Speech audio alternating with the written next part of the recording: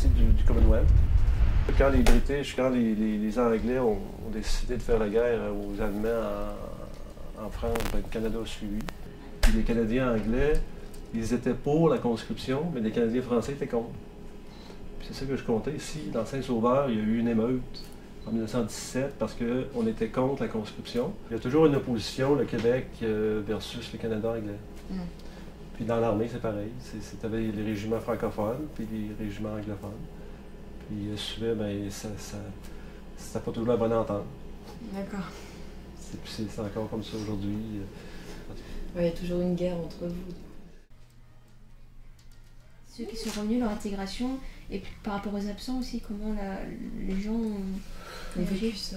Ben, règle générale, moi je crois qu'ils en parlaient pas beaucoup. Parce que c'est pas une fierté nécessairement d'avoir tué du monde. Alors, ils étaient fiers de l'avoir participé, mais ils ne voulaient pas sans doute raconter ce qu'ils ont été obligés de faire. Puis, là, il y a eu un projet de faire une reconstitution historique avec des descendants canadiens en France. Puis moi, quand j'ai vu ça dans les médias, ben c'est ça que je me souviens plus. C'était une dizaine d'années. Ça fait une dizaine d'années ce projet-là. Puis je ne sais pas si je lisais à ce moment-là La Vie crochetière ou si je l'ai lu pour ça. Mais moi, je me suis forgé une histoire comme quoi j'étais un petit cousin de La Vie crochetière. Puis j'ai appliqué pour faire partie de ce projet-là, puis aller tourner de la reconstitution en France. Puis là, j'ai été accepté. Mais quand j'ai été accepté, j'ai eu un regain d'honnêteté, je ne sais pas comment dire ça, mais j'ai dit non, je ne peux pas faire ça parce que je n'étais pas à l'aise de poursuivre, de dire que je suis le descendant alors que je ne l'étais pas.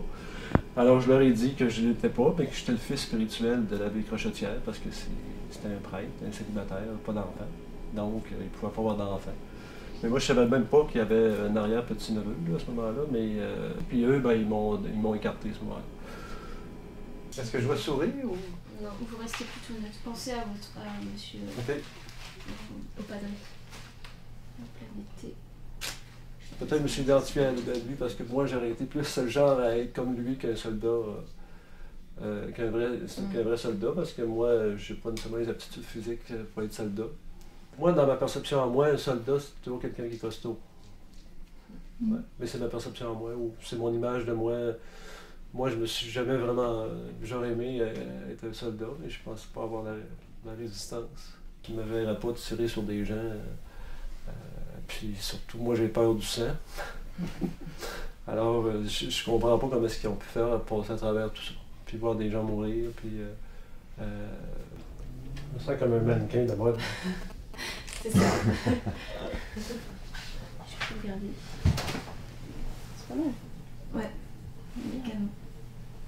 Alors maintenant, on va faire la deuxième photo, on va faire juste l'objet. C'est quand même particulier des prêtres soldats. C'est quand même une jonction de deux... Les opposés, oui, c'est deux opposés qui se...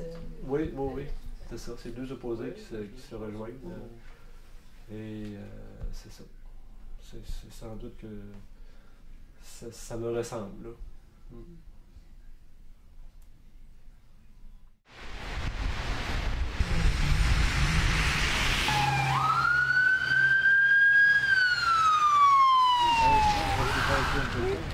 Faut remonter là.